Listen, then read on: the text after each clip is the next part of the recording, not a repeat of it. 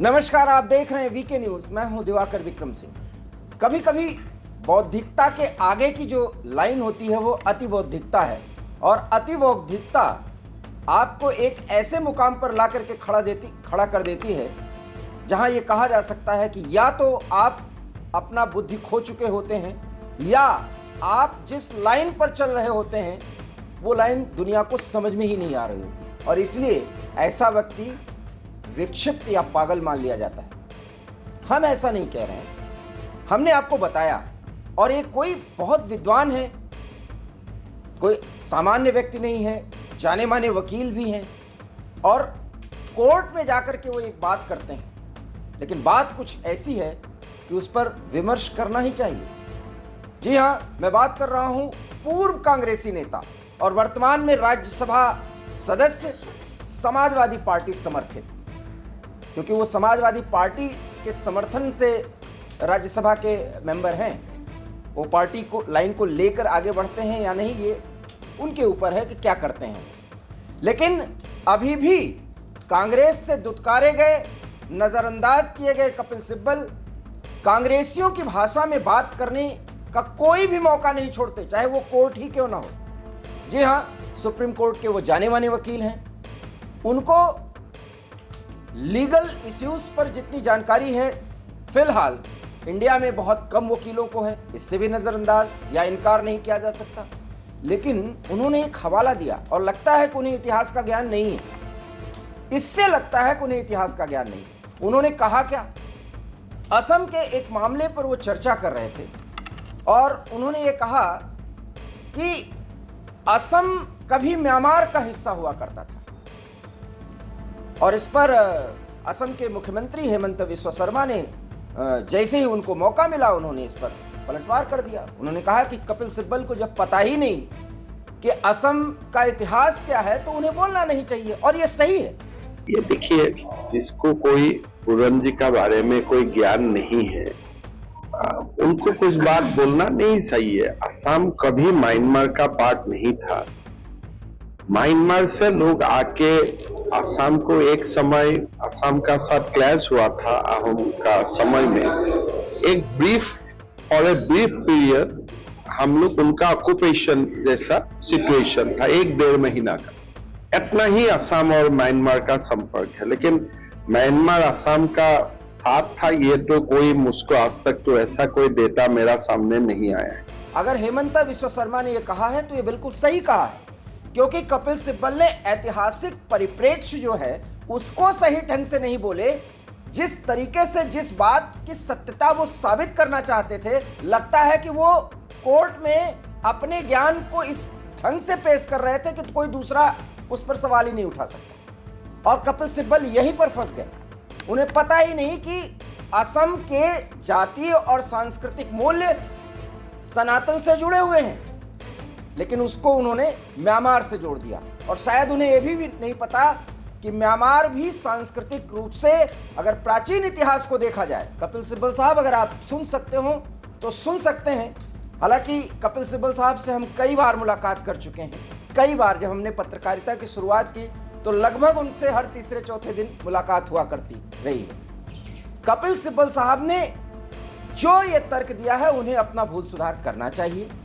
इतिहास पर ऐसे टिप्पणी कर देना, क्योंकि वो वकील हैं, इतिहासविद नहीं, उन्होंने जो बात कही है उसको भी हम आपको बताएंगे कि एक कंटेक्स्ट, क्योंकि वो अपने सफाई में कह सकते हैं कि मैंने जो कंटेक्स्ट दिया उसको नहीं समझा गया। जी नहीं, अगर प्राचीन इतिहास के पन्नों को खंगालें आप, तो आप पाएंगे कि सांस्कृतिक रूप से म्यांमार भी भारत से जुड़ा हुआ था, इसलिए असम को आपने कैसे जोड़ दिया, ये बड़ा सवाल है। और अभी तो कपिल सिब्बल साहब को पता ही नहीं होगा, और मुझे तो ऐसा लगता है जब इस तरह की बात कर रहे हैं, क्योंकि बात यही नहीं, अफगानिस्तान जो आज का है वो भी भारत का ही हिस्सा था, अखंड भारत का। और याद करिए मौर्य पीरियड में, चंद्रगुप्त मौर्य से लेकर के अशोक के काल तक, और शिलालेख भी मिलते हैं। खैर इस पे तो प्रमाण है, इस पे तो खैर अगर वो बोलेंगे तो इसका मतलब है कि सचमुच में वो वकीली पेशा के, माफ़ करिएगा, वकालत पेशे के एक बड़े खिलाड़ी हैं, लेकिन इतिहास का कम ज्ञान है। तो और यही नहीं, अफगानिस्तान से भी आगे भारत का शासन रहा है। शायद ये पता नहीं, क्योंकि मैं इतिहास का विद्यार्थी हूं, इसलिए इस पर तो उनसे तर्क कर ही सकता हूं। इसलिए जो बात उन्होंने कही, हेमंता ने एक मुख्यमंत्री के नाते जो बात प्रतिकार के रूप में कही, वो बिल्कुल सही है कि इतिहास का सही ज्ञान न हो तो इस पर ज्ञान नहीं देना चाहिए, और कोर्ट में उन्होंने इसको उद्धृत कर दिया। अब कपिल सिब्बल का कॉन्टेक्स्ट क्या था जब कोर्ट में उन्होंने ये बात कही, वो भी हम आपको बताते हैं, ग्राफिक्स में देख लीजिए।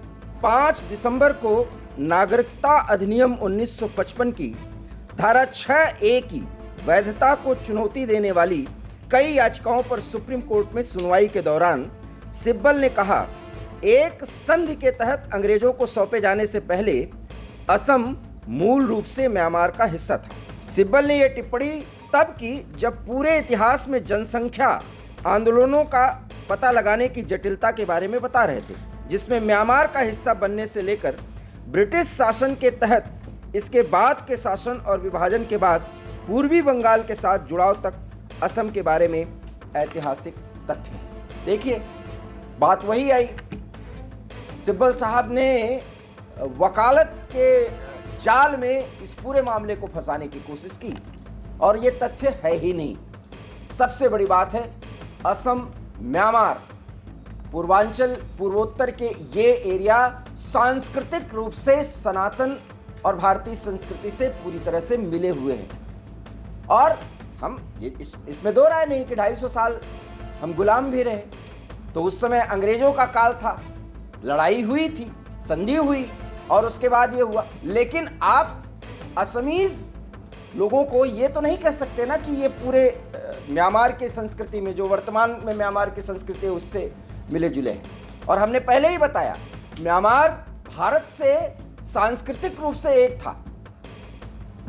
तो शायद कपिल सिब्बल साहब का ये तर्क पूरी तरीके से अनर्गल प्रलाप है, और वो भी कोर्ट में। और इस पर हेमंत विश्व शर्मा की जो टिप्पणी है वो निश्चित रूप से जोरदार है। ऐसा नहीं कि वो भारतीय जनता पार्टी के हैं या असम के मुख्यमंत्री हैं, इसलिए मैं ये सही कह रहा हूँ। और उन्होंने सही कहा भी एक मुख्यमंत्री के हैसियत से कि जब इतिहास का ज्ञान ही ना हो तो उस पर बोलना ही नहीं चाहिए।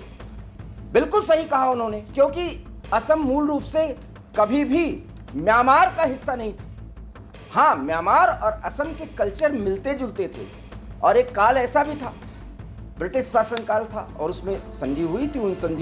उन संधियों का जिक्र करके वो म्यांमार और असम के बारे में जो जुड़ाव दिखाने की कोशिश कर रहे थे, वो पूरी तरीके से आधारहीन है। तो कपिल सिब्बल ने जो टिप्पणी की, असम पर म्यांमार को लेकर के जो टिप्पणी की और असम को म्यांमार का हिस्सा बताया, वो पूरी तरीके से अनर्गल है या नहीं, हमने आपको पूरी जानकारी दी और उसका विश्लेषण भी किया। अगर आपको ये खबर पसंद आई हो तो प्लीज़ इस पर टिप्पणी करिए, ताकि ये टिप्पणी कपिल सिब्बल तक जरूर पहुंचे और वो अपना कांग्रेसी नज़रिया बदल सके। जबकि वो कांग्रेस के न नेता हैं, न उसके किसी पद पर हैं, लेकिन कांग्रेसी माइंडसेट उनका गया नहीं। हम ये नहीं कहते कि वो देश विरोधी हैं या कोई कांग्रेसी देश विरोधी है, लेकिन कुछ चीज़ सेट करने के लिए ऐसी भाषा बोल देना जो लगभग देश विरोध के बराबर ही है, यही कांग्रेसी करते हैं। और यही वो कपिल सिब्बल साहब कर रहे हैं, क्योंकि वो कांग्रेसी रहे हैं, तो वो माइंडसेट उनका नहीं बदला है। दीजिए आप अपनी राय, देखते रहिए वीके न्यूज़। फिलहाल मुझे दीजिए इजाजत, नमस्कार।